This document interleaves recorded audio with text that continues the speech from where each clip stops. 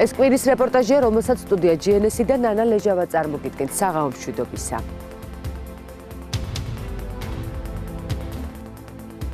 გლდანის პატიმართა სამკურნალო დაწესებულებაში რამდენიმე დღის წინ მსჯავრდებული გარდაიცვალა. დიაგნოზი ოჯახისთვის უცნობია.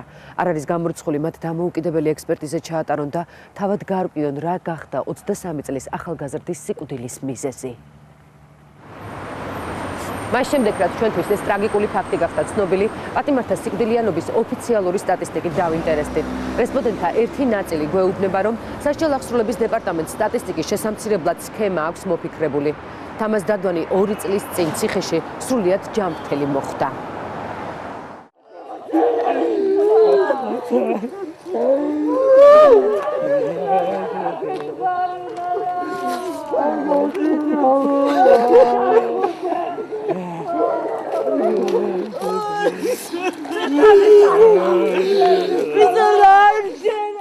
დეკემბერს გამთენიისას გლდანის მსჯავრდებულთა სამკურნალო დაწესებულებაში 23 წლის პატიმარი თამაზ დადვანი გარდაიცვალა.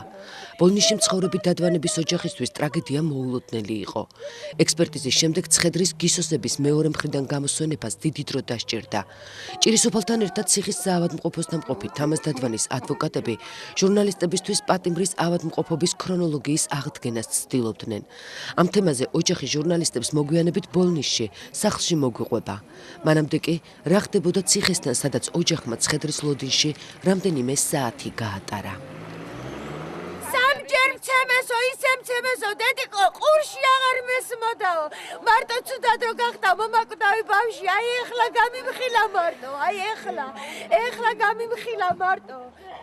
ექსპერტიზა კარგი ხნის დამთავრებული იყო, თუმცა ცხედრის ჭირისუფლისთვის გადაცემას საავადმყოფოს ადმინისტრაცია არ ჩქარობდა. მოგვიანებით მათ ტერიტორიაზე ახლო ნათესავის შესვლა ითხოვეს და მას ხელწერილის დაწერა მოთხოვეს, სადაც ნათქვამი იქნებოდა, რომ ოჯახს გლდანის სამედიცინო დაწესებულების ადმინისტრაციასთან პრეტენზია არ ჰქონდა. ამ პროცედურებზე კი ცხედრის დათვალიერებამდე ოჯახი არ თანხმდებოდა. ადმინისტრაციის ვაჭრობა რამდენიმე საათი გაგრძელდა.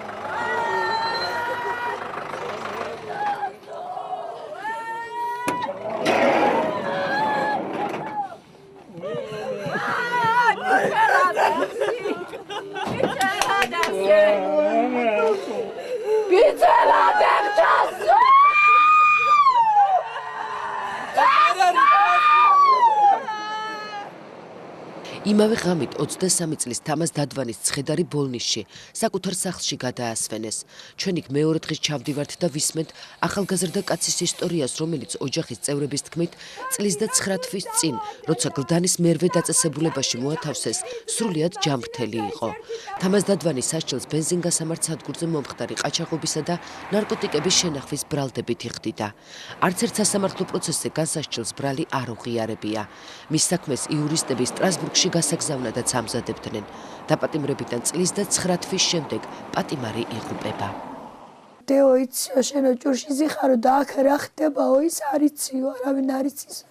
თვალები ცრემლები თაევსო კი არ უტირია თავი შეიკავა, მაგრამ მითხრა რომ იცი როგორ ცემენ აქო პატიმრებსო, არ გამახარეს ოფიცერებმაო, ხან მეუბნებოდნენ წვერი რატო რა გაქვს გაპარსული ბიჭო, აღარას მეუბნებენ ხარ. ჩემნაირი დედა 1000 იქნება მანდ, იმიტომ რომ იმდენი გაუფეთურებული ვნახე მე, გალიასკებით დაყავთ ნაცემი ბიჭები, რომლებიც წეში არიან მოწყვეტილი. გარდაცვლილის დედა გულ ზურაბიანის შვილის პატიმრობის პერიოდს დეტალურად იხსენებს. თამაზ დადვანის სასჯელს გლდანის მერვე საპყრობილის მესამე კორპუსში 93 საკანში იხდიდა. 27 ოქტომბერს, როცა ოჯახის წევრები მასთან მორიგ პაემაზე მივიდნენ, თამაზ დადვანი ძალიან გამხდარი დახვდათ. როცა ველაპარაკებოდი რა გტკივა დედი თქო და აბათ კი არა ვარო დეო ცუდათავარო კვდებიო, ყურადღებას არავინ არ მაქცევსო, გეხვეწებიო ვინმე გამონახეთო ისეთიო რომ გადამიყვანო ეს ბალნიცაში თუ ესენი ასე მომკლავენ მეო. 28 ოქტომბერს დადვანი სავარაუდოდ ჯანმრთელობის მდგომარეობის გაუარესების გამო ციხის სამკურნალო დაწესებულებაში გადაიყვანეს, სადაც 1 თვის შემდეგ დაიღუპა. ამ ხნის განმავლობაში ოჯახი დიაგნოზს ითხოვდა, თუმცა ოფიციალური დიაგნოზი პატიმრისთვის არ დაუსვამთ. მომაკვდავი დედას უყვება, თუ როგორ ცემეს უმოწყალოდ 3 ჯერ ციხეში. იციო რაო სამჯერ მცემეს ისე მცემესო რომ ერთი კვირა ყურში არ მესმოდაო რატო გცემეს მეთქი და ერთი დღეო იყო ისეთი ძალიან მაგარი ხმაური მიდა რა ქვია ფოედან უყიროდნენ თურმე რომ ისა დავაი ახლა ირბინეთ ვინც არ გარბოდა იმას ურტყამენ ჩვენი ჯერიც დადგაო ჩვენი ოთახიც გააღესო და გამოგვიყვანესო გარეთო აი ეს ფაქტი მომიყვა დეტალებში ეხლა მითხრესო რომ აბა დავაი ჩქარა ეხლა ირბინეთო ჩვენ ავჩქარეთო ნაბიჯო სირბილი არ დაგვიწყიაო რატო არ გარბი ხართო და დაგვიწყეს ცემაო სამი ბიჭი მცემდაო და ისე მცემესო კი ვერ ჩამომიგდეს ფეხზე მაგრამ ძალიან მირტყეს რასაც ქვიაო და ოჯახის წევრებს თამაზ დადვანმა ისიც უთხრა, რომ მაშინ როცა საკანში ცუდად მყოფი პატიმარი ანტიბიოტიკს ითხოვდა, მას გაურკვეველ აბებს აძლევდნენ, რომლის მიღების შემდეგაც 3 დღე და ღამე ეძინა. ოჯახს ეჭვი აქვს, რომ ფსიქოტროპული საშუალებებით პატიმარს უბრალოდ აწყნარებდნენ, რათა მას ციხის ადმინისტრაცია ზედმეტი მოთხოვნებით არ შეეწუხებინა.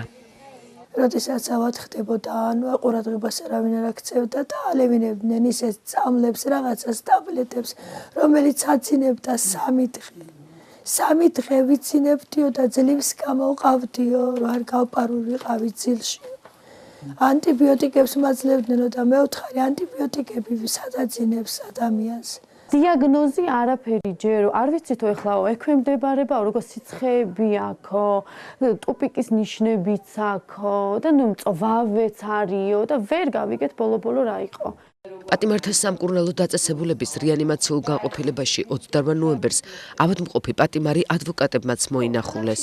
დიანა გვიშიანი ნანახმა შოკში ჩააგდო. ის სამკურნალო დაწესებულების რეანიმაციულ განყოფილებაში პირველად მოხვდა. ეს რეანიმაცია არ იყო, ეს იყო პროზექტურა, სადაც იწვა 3 პატიმარი, რა გადასხმა, რის წამალი და საერთოდ რაზეა ლაპარაკი. წევს ჩონჩხი, ეს თამაზ დადვანი არ იყო, ეს ბიჭი, სიცოცხლით სავსე ბიჭი, იწვა ჩონჩხი, მოკუნტული, არც ტანზე ეფარა არაფერი. აქ ელაგა რაღაც 3 პარკი. რომელიც შემოუტანეს მშობლებმა იმ დღეს და არც ექიმი, იქით მეორე პატიმარი იწვა, ისიც იგივე მდგომარეობაში, იქით მესამე ისიც იგივე მდგომარეობაში. და ეს იყო რეანიმაცია იმის სამკურნალო დაწესებულების. ოჯახის ინფორმაციით გარდაცვალებამდე ერთი დღით ადრე დადვანი რესპუბლიკურ საავადმყოფოშიც გადაიყვანეს, თუმცა მალევე დააბრუნეს უკან. ორგანიზაციის სოლიდარობა უკანონო პატიმრებს ხელმძღვანელი ეკა ბესელია ფიქრობს, რომ ეს ერთგვარი ხრიკია, რათა სასჯელახსრულების დეპარტამენტმა გარდაცვლილი პატიმრების რიცხვი ხელოვნურად შეამციროს. თუ პატიმარი არა სასჯელახსრულების დაწესებულებაში, არამედ ქალაქის საავადმყოფოში დაიღუპება, სტატისტიკაც იცვლება. დეპარტამენტის მონაცემებით 2010 წლის დასაწყისიდან აგვისტოს ჩათვლით სასჯელახსრულების დაწესებულებაში სულ 38 პატიმარი გარდაიცვალა. ტუბერკულოზით დაავადებულთა ცენტრმა კი ეკა ბესელიას ორგანიზაციას 32 გარდაცვლილი პატიმრის სია მიაწოდა. რეალურად გარდაცულთა რიცხვი არის გაცილებით დიდი, რადგან როგორც პრაქტიკა აჩვენებს, ბოლო დღეებში, ანუ პრაქტიკულად მომაკვდა მდგომარეობაში მყოფი პატიმრები გადაყავთ უკვე საავადმყოფოში იმისთვის, რომ გარდაცვალების ფაქტი დაფიქსირდეს არა ციხეში და სამყრობილეში, არამედ დაფიქსირდეს საავადმყოფოში. და ამით ცდილობენ, რომ შეამცირონ სტატისტიკა გარდაცულ პატიმართა რაოდენობისა. დეპუტატი დიმიტრი ლორდ-კიფანიძე კი აპირებს უახლოეს სესიაზე მიმართოს მთავარ პროკურატურას და ამ კონკრეტული ფაქტით დაინტერესება მოსთხოვოს. მისი თქმით დანაშაულია ისიც, რომ პატიმრის გარდაცვალების ფაქტი არ ხმაურდება.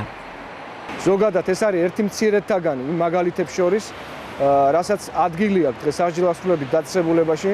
კიდევ ერთხელ ხაზზე მინდა გავუსვა იმას და გავამახვილო ყურადღება, რომ მძვინვარებს ტუბერკულოზის ეპიდემია. ძალიან გავრცელდა ტუბერკულოზის მესამე ყველაზე რთული შტამი, რაც გულისხმობს მულტირეზისტენტულ ფორმას, რომელიც არის პრაქტიკულად უკურნებელი სენი და მოითხოვს მისი კონსერვაცია, მოითხოვს ძალიან ინტენსიურ კურნალობის კურსს, რომელიც ძალიან ძვირიჭდება და როგორც ჩანს სახელმწიფო ამ ფუფუნებას თავისთავს ვერ ანიჭებს. ან ანიჭებს იმ მომგებიანი სქემის გათამაშებით, რომლითაც აწყობს ასეთი პატიმრების მრავლად ყოლა, რომ შემდგომ გარკვეული ფინანსური მაქინაციები აწარმოოს. მემორანდუმთან დაკავშირებით. დანარჩენი კითხვები მომართეთ მე და ყველაფერზე შევასრულოთ.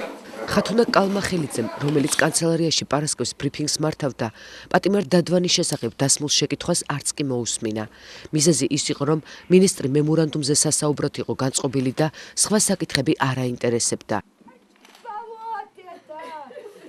თამას დადვანს ბოლნისში ხუთშაბათს დაკრძალავენ. სავარაუდოდ დაკრძალვამდე ოჯახი პატიმართა სამკურნალო დაწესებულებიდან დაგვიანებულ დიაგნოზსაც მიიღებს, თუმცა ოჯახისთვის დიაგნოზი უკვე ცნობილია. გულგრილობა და სასტიკი მოპყრობა, რასაც ერთ თვეში 23 წლის ახალგაზრდის გარდაცვალება მოჰყვა.